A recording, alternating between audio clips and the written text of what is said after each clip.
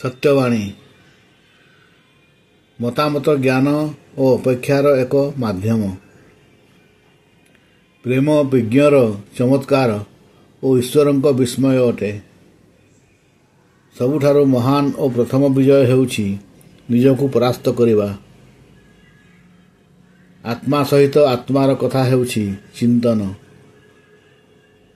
ବାରମ୍ବାର ବିଫଳତା ହିଁ ଜୀବନରେ ସଫଳତା ଆଣିଦିଏ।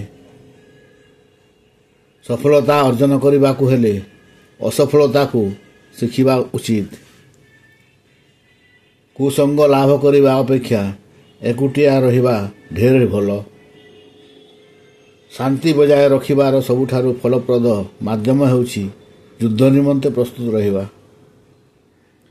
ସତ୍ ବିଶ୍ୱାସକୁ ପାଳନ କର। ସମଗ୍ର ଦେଶ ପ୍ରତି ନ୍ୟାୟବାନ ହୁଅ।